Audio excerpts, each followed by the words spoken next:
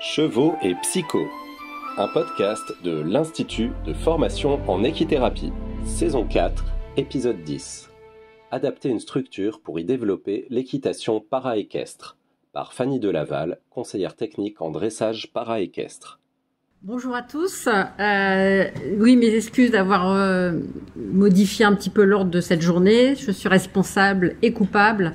Je m'envole, enfin je m'envole pas d'ailleurs, je vais prendre le shuttle. Je pars en Angleterre, on a un forum de la Fédération Équestre Internationale sur le paradressage, donc je m'occupe à la fédération. Et voilà, donc les horaires étaient un peu contraints et du coup, je remercie beaucoup les organisateurs, Nicolas, d'avoir accepté de décaler l'intervention, parce que sinon ça aurait été un petit peu compliqué. Alors, donc, nous sommes sur une thématique qui vous est chère, qui est effectivement la médiation animale. Et donc, l'invitation qui m'a été faite, c'était de vous parler de la place du sport équestre dans la médiation équine, avec donc un intitulé qui était « Adapter sa structure équestre pour y développer le para-équitation ». Et je vous avoue que sur le coup, ça m'a pas mal interpellée. Je me suis dit, je suis très flattée et au nom de la Fédération française d'équitation que je représente comme cadre technique. Oui, puisqu'en 2 mots, j'appartiens à la fédération et donc j'ai en charge l'ensemble de développement des activités par équestre, mais pas que, c'est ce qu'on appelle nous et qui on dit. Enfin, tout ce qui peut se passer dans les centres équestres en matière d'activité avec des personnes en situation de handicap. Et je me suis vraiment demandé, en fin de compte, ce que je pourrais bien vous apporter, parce que j'ai l'impression que vous avez déjà énormément avancé sur vos réflexions et que peut-être j'arrivais là un peu comme un cheveu sur la soupe et avec des problèmes peut-être un peu plus de la vraie vie que ceux qui peuvent être vos préoccupations. Mais je me suis quand même dit, puisque je suis invitée, je vais quand même essayer d'apporter quelque chose, en tout cas de donner un témoignage. Et donc je me suis dit, médiation équine, sport équestre, quel lien en fin de compte? Est-ce qu'il y en a un déjà? Parce que je sais ce qu'est la médiation équine, la médiation animale, mais en quoi notre cheval qui nous intéresse aurait-il un rôle de médiateur dans la pratique de la compétition para-équestre? Puisque effectivement, aujourd'hui, puisqu'on parle de sport équestre, on peut aussi beaucoup parler de compétition parce que la plupart des cavaliers qui souhaitent avoir un projet sportif, la plupart, pas tous, mais beaucoup, rapidement souhaitent également avoir un projet compétitif, faire de la compétition et donc devenir membre, soit de se représenter par eux-mêmes ou devenir membre des équipes de France quand ils sont à meilleur niveau. Alors, je voulais quand même, dans un premier temps, pour pas faire à la trop mauvaise élève, répondre à la question et qui était de savoir en quoi il fallait adapter sa structure. Alors, vous avez tous certainement aperçu qu'en 2005, il y avait une loi qui a donc été promue et qui avait comme vœu que tous les ERP, établissements recevant du public, soient accessibles donc aux personnes à mobilité réduite en situation de handicap.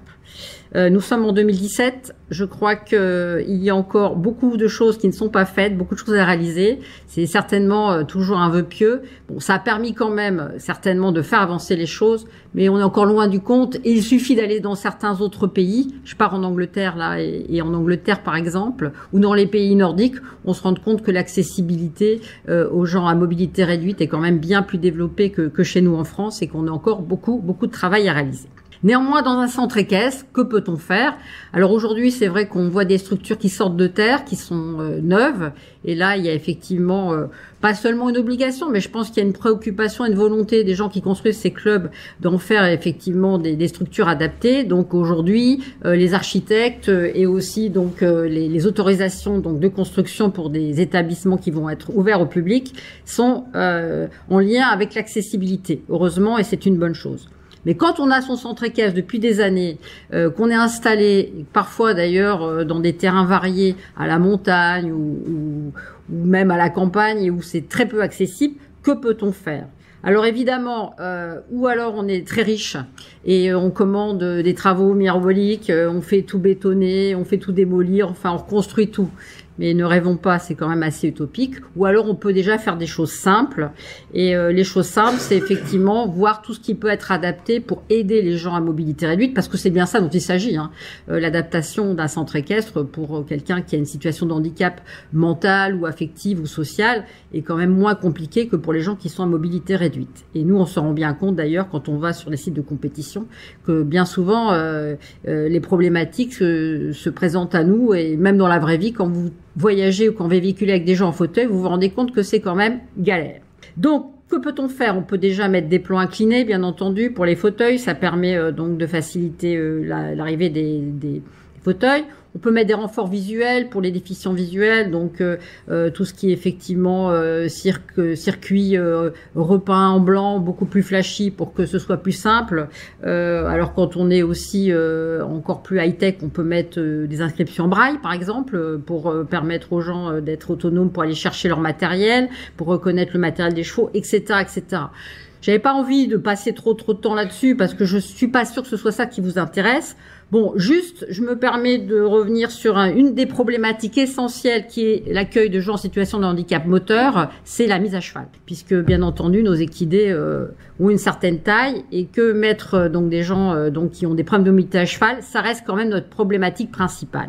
Alors aujourd'hui, il existe sur le marché en vente deux équipements que je vais présenter pour ne froisser personne. J'ai des petites photos. Il y a ce qu'on appelle le Cavalève, qu'on connaît bien. Maintenant, je pense que vous le connaissez tous, qui est un système qui permet de déposer le cavalier sur le cheval. Il est très très utilisé aujourd'hui, notamment avec des gens qui ont des pathologies, des polyhandicaps et des personnes qui ont vraiment des difficultés de mobilité et pour laquelle c'est très compliqué de faire les mises à cheval. Ajoutez à ça qu'il y a souvent aussi des problématiques de surpoids, ce qui ne simplifie pas les choses. Donc ce système-là donc existe et aujourd'hui on le rencontre dans des structures qui sont très on va dire spécialisées ou très ouvertes aux gens en situation de handicap moteur ou polyhandicapés. Alors, j'ai qu'une petite photo comme ça c'est ce qu'on appelle l'équilève, donc Cavalève, équilève, bon, il fallait bien qu'ils trouvent des noms différenciés. Et donc là, c'est une plateforme qui se lève et qui se descend, qui a donc un système hydraulique ou manuel, où il y a même possibilité d'avoir une option électrique, et qui permet donc d'élever le cavalier à une hauteur plus ou moins importante pour se mettre sur le cheval. Elle est plus polyvalente, cette adaptation-là, parce qu'elle permet effectivement une mise à cheval aussi à l'étrier, et tout à chacun, je pense que beaucoup d'entre vous sont cavaliers. Aujourd'hui, on a quand même à cœur de ne pas monter comme dans le temps. Surtout quand on vieillit, en étant sur le plancher des vaches, mais se surélever, d'abord pour notre confort personnel et deuxièmement pour moins tirer sur le garrot des chevaux, sur la mise à cheval. Et c'est plus du tout une honte. Dans le temps, c'était une honte, mais maintenant c'est plus une honte de se surélever. Donc un matériel comme ça dans un club, ça permet aussi d'aider l'ensemble des cavaliers qui souhaitent alléger la tâche du montoir. Et puis quand on a moins de sous ou quand on a moins de besoins, un système beaucoup plus classique qui est une rampe. Alors là, c'est un modèle qui a été fabriqué, mais vous pouvez décliner ça de toute façon. Il y a des gens qui utilisent des quais, qui utilisent des manèges. Une rampe toute simple qui surélève donc les cavaliers, qui permet donc d'être en hauteur. Aujourd'hui, les paracompétiteurs ne veulent pas se faire déposer sur le cheval. L'équilève, on s'en sert pas beaucoup parce que c'est pas très pratique non plus. C'est souvent la rampe et le transfert qui est privilégié. Après, quand vous allez sur les compétitions, vous voyez des choses assez incroyables, des cavaliers qui se mettent à la force des bras. Enfin, ce sont des athlètes, donc ils aiment bien aussi la mise à cheval athlétique.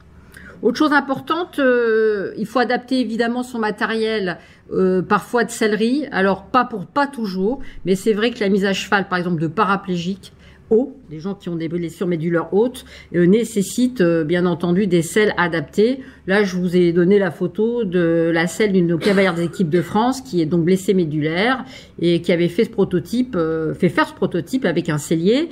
Et par exemple, il lui avait mis un siège anti-escar donc sur la matelassure. Donc c'est du matériel high-tech, mais indispensable pour la compétition. Donc, Aussi, là, vous avez une cavalière aussi qui est donc hémiplégique, qui ne monte qu'à une main. Et là, vous apercevez un système de rênes donc adapté. Alors là, c'est pareil. Si vous voulez voir du matériel adapté au handicap moteur, la meilleure vitrine que vous ayez, c'est d'aller voir une compétition de paradressage. Et là, vous voyez tout en une journée. C'est très intéressant. Et il y a des tas de choses qui sont inventées, créées. Il y a un règlement. On peut pas faire n'importe quoi. Par exemple, on peut pas solidariser un cavalier sur son cheval. Et un matériel comme l'Hippolyte, par exemple, que vous devez connaître peut-être, est interdit parce qu'il est trop englobant et n'est pas homologué par la FEI. Donc, il y a quand même des règles à suivre. Alors, mais quelles sont, puisqu'on revient à la médiation animale, bon, si vous avez d'autres questions, j'y répondrai. Je voulais quand même revenir sur cet aspect médiation animale et médiation équine surtout.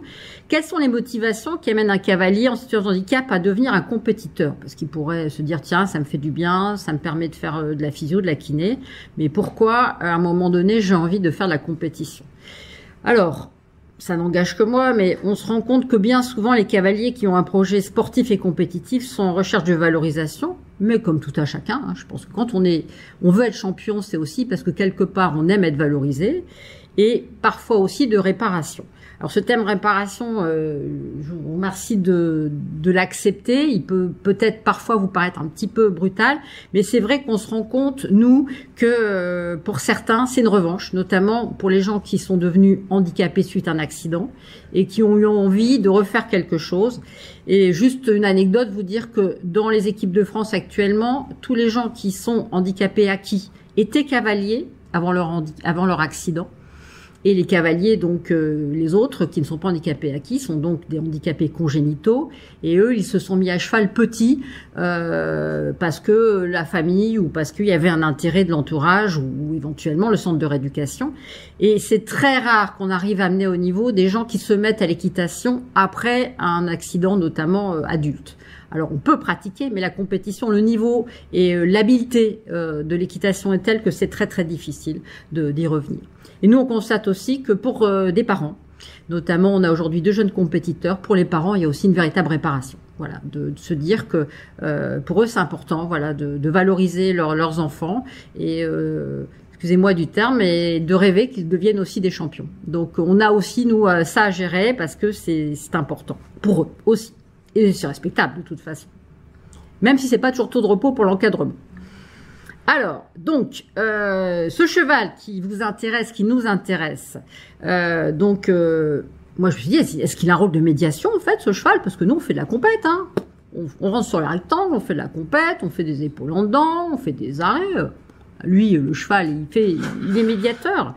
Alors, oui, peut-être bien qu'il est médiateur parce que finalement, si c'est amené à quelque chose, la médiation, si c'est permettre de réaliser quelque chose, alors c'est pas forcément dans une relation à l'autre parce que ce sont des gens, nous, qu'on côtoie, qui ont quand même pas trop de difficultés psychiques ou psychologiques, même si on en a toujours un petit peu les uns les autres, mais c'est pas tellement là-dessus que moi j'ai trouvé l'intérêt, mais je pense qu'effectivement, ils le disent eux-mêmes. Ah, quand je suis à cheval, d'abord je suis comme tout le monde, je suis plus sur mon fauteuil, je suis à la même hauteur, j'avance aussi vite que les autres, je roule pas, je marche. Et deuxièmement, sont mes jambes. Donc le cheval redevienne mes jambes et c'est vrai que c'est souvent évoqué et du coup ça c'est un élément qui est motivant. Et puis l'autre chose, c'est l'accession, je vous le disais, au podium, au statut du champion. J'ai aussi une anecdote intéressante. Un entraîneur anglais nous expliquait que Sophie Christensen, qui est une grande championne anglaise, qui a gagné je ne sais pas combien de médailles aux Jeux Olympiques, aux Jeux Paralympiques, pardon, etc., n'aime pas l'équitation, n'aime pas les chevaux. On lui a dit, c'est possible ça? Ouais, c'est possible. Mais elle veut être championne. Donc, elle fait l'équitation, elle monte à cheval pour être championne. Bon. Eh ben, écoutez, dont acte, hein. Et elle y arrive. Donc, comme quoi, le parcours de motivation peut être effectivement variable. Alors, du coup, je me suis dit, de quels chevaux avons-nous besoin? C'est peut-être ça qui vous intéresse de savoir pour faire ce travail de médiation par le sport équestre et la compétition. Donc, bon, vous le savez tous, vous, dans vos pratiques plus thérapeutiques, il y a des chevaux qui se prêtent mieux que d'autres à nos activités. En tout cas, nous, en paradressage, puisque c'est du paradressage que nous pratiquons à haut niveau, on voit bien qu'il y a des chevaux qui s'y prêtent mieux. Et c'est pour ça que c'est difficile aujourd'hui pour nous de trouver des chevaux compétitifs, parce qu'il faut qu'ils soient beaux, il faut qu'ils soient bons, il faut qu'ils soient performants, et il faut qu'ils soient gentils. Et ça, c'est un certain nombre de paramètres qui font que c'est quand même un peu des perles rares. Donc c'est vrai qu'on s'est rendu compte que certains chevaux étaient beaucoup plus collaborateurs que d'autres. Alors, vous ne serez pas, je pense, vous m'en voudrez pas si je vous dis effectivement que dans ce domaine-là, on est dans la prérogative d'enseignants d'équitation, même peut-être plus d'entraîneurs aujourd'hui d'équitation. C'est surtout aujourd'hui dans le paradressage, dans la compétition, des entraîneurs, notamment des entraîneurs de dressage qui s'intéressent à la discipline et qui encadrent, et qui s'intéressent effectivement à la détection et à la préparation des chevaux. Alors, ce qui est important, c'est la sécurité, bien entendu. Il faut que les chevaux nous garantissent un maximum de sécurité. Je ne vous dirai pas qu'il n'y a jamais de chute, parce que vous ne me croiriez pas, et vous auriez raison. Mais en tout cas, je peux vous dire que tout est fait pour les éviter au maximum. Et il y en a très peu. Et il y a très peu de conséquences graves. Il y a des accidents qui peuvent avoir des conséquences, mais comme pour tout à chacun, mais pas tant que ça par rapport effectivement à l'activité. Donc c'est vrai que il faut aussi que l'enseignant fasse en sorte que par ce projet de sport, le cavalier s'épanouisse, mais aussi qu'il soit compétitif. Je vous disais, être champion, c'est le but. Donc c'est aussi important, à un moment donné, d'être compétitif et d'être dans la réussite. Mais avant tout, je vous le disais, il faut qu'ils choisissent le bon équidé. Donc un bon équidé pour faire du concours, c'est quoi? D'abord, c'est une morphologie adaptée. Effectivement, on essaye d'avoir des chevaux dont la morphologie correspond à celle de nos cavaliers. On évite des chevaux d'1,80 m pour des cavaliers qui en mesurent 1,50 m. Quoique, il y a des exceptions qui, effectivement, vont confirmer la règle. Mais d'une manière générale, c'est une chose importante. La qualité des allures. Je peux vous dire qu'aujourd'hui, si on veut être compétitif en paradressage, il faut ce qu'on appelle, nous, des avions de chasse en termes de mobilité et d'allure. Il faut des chevaux qui se déplacent très bien. Et dans les gradins où on ne fait que du pas, il faut des chevaux qui marchent très bien, à 4 temps, avec beaucoup d'impulsion, beaucoup d'engagement. Et ça, dès que vous avez des chevaux qui ont un pas qui se dérègle un petit peu, c'est un gros problème et on peut plus les utiliser. Le caractère, je vous le disais, il faut qu'il soit méga gentil. C'est très important. Notamment pour les gradins. Nous, aujourd'hui, on a la chance d'avoir des chevaux qui sont extraordinaires et on a eu avec un de nos cavaliers, Thibaut, des grosses frayeurs parce qu'il a fait un malaise en compétition. Et son fidèle partenaire aujourd'hui, qui est un cheval qui nous a été offert par Madame Perrompette, les écuries HCDC, la propriétaire de Kevin Stott, pour ceux qui connaissent les sports équestres. Et le cheval, il a été extraordinaire parce qu'il s'est arrêté, il a plus bougé, il a attendu qu'on vienne le chercher en disant, il se passe un truc pas normal, je vais m'arrêter, je vais attendre que ça se passe. Et il a jamais été plus ou moins travaillé désensibilisé, il a fait ça d'instinct. Et on le voit effectivement aujourd'hui complètement là-dedans, quoi. Et on sent que le cheval, il a compris qu'il avait la responsabilité aussi de son cavalier et qu'il y fait très attention. Et ça, c'est précieux. Et puis, il faut des chevaux, bien entendu, très bien dressés, sinon c'est un problème pour être compétitif. Donc, le dressage, ça passe aussi par la préparation des chevaux, par les entraîneurs, par les coachs. Parce que il faut aussi que nous, on intervienne avant de confier les chevaux aux cavaliers. Alors, autre chose importante, bien entendu, et ça vous connaissez, il faut que nous pensions à désensibiliser à tout ce qui est extérieur, les fauteuils, les déambulateurs, etc., toutes les choses qui vont être parfois inhabituelles sur les terrains de concours, les drapeaux. Bon, je peux vous dire qu'à Rio, on a même eu des feux d'artifice dans les favelas à côté, donc ça a commencé à pétarader sur la première épreuve. On pensait qu'on était attaqué, mais non. Et au Brésil, quand ils mettent un but, ils font un feu d'artifice. C'est comme ça, même le dimanche matin. Donc voilà. Et on s'est rendu compte que les chevaux étaient quand même bien préparés parce que ça n'a pas bougé. Un peu inquiété, mais pas bougé. Et puis, comme je vous le disais, il faut aussi les habituer au harnachement spécifique, les ranapons, les taquets amovibles, les scratchs, etc. Donc ça, c'est à nous de le faire, bien entendu. Là, je vous montre aussi en quoi on peut préparer un cheval. C'est une des images les plus étonnantes du paradressage qu'on connaisse. Cavalière génésique, donc des bras, qui montent donc avec des rênes de filet aux pieds et des rênes de bride à la bouche. Bon, bien entendu, ça s'improvise pas, hein. C'est du travail et c'est effectivement progressivement une acceptation du cheval d'avoir ce code des aides là. Alors, également, je vous disais tout à l'heure, avec le matériel de monteur, il faut que le cheval soit capable de ne pas bouger, qu'il soit immobile, qu'il s'inquiète pas. Donc ça aussi, on l'entraîne, on le fait avant. Et puis après, effectivement, comme je disais, des sensibilisations montées. Le remplacement des jambes par les sticks, c'est important. Il faut pas que les chevaux aient l'impression que le stick, la cravache va être une punition, mais bien le remplacement des aides des jambes déficientes. Incurvé à une main, notamment du côté extérieur opposé à la main qui conduit. Tout ça, ça se travaille. On y arrive et ça demande quand même de la préparation. Et puis, dernière chose importante, il faut remettre les chevaux dans l'intégrité physique, symétrie, souplesse, équilibre, retravailler les chevaux parce que et ne le prenez pas mal, nos cavaliers, de par leur handicap, donc peuvent avoir des répercussions sur le physique des chevaux, notamment les hémiplégies. On se rend compte que les chevaux souvent ont des contractions donc dorsales et du coup ont des pas qui se dégradent. Donc il faut retravailler la décontraction dorsale pour que les chevaux remarchent normalement. Et aussi des lombalgies dues aux cavaliers paraplégiques qui ne fonctionnent pas dans le bassin et qui par conséquent ont un peu tendance à taper sur le dos des chevaux. Et donc il faut remettre les chevaux dans ce confort et dans cette intégrité physique. Et puis bien entendu, il faut proposer aux chevaux des séances variées pour que ce soit agréable, des trottings, des détentes, du galop pour les chevaux qui ne font que du pas, bien entendu, des séances en liberté et donc des tas de choses qui font que le cheval puisse aussi à un moment donné avoir sa décompression à lui et garder un bon moral. Bon, bien entendu, on travaille aussi avec un certain nombre pour faire donc cette médiation d'autres intervenants qui sont très précieux, des kinés, des préparateurs physiques et ostéos, les préparateurs psychologiques et je vous le disais, tous les préparateurs de chevaux comme les éthologues, les vétos, les maréchaux, les ostéo-équins. C'est un vrai travail d'équipe et c'est vraiment important de faire ça à beaucoup et à plusieurs pour de temps en temps avoir une complémentarité indispensable et devenir, nous l'espérons un jour, compétitif. Voilà, pour conclure, c'est Thibaut, donc un des cavaliers membres de l'équipe de France, qui est certainement celui qui a le handicap le plus important, une infirmité motrice cérébrale de naissance, avec des gros problèmes d'agénésie, des problèmes de tonus. Il était à Rio, et donc je lui ai mis sa devise, parce que je trouve qu'elle illustre bien nos propos d'aujourd'hui, en avant où mon cœur et mon cheval me mènent. Je vous remercie de votre attention.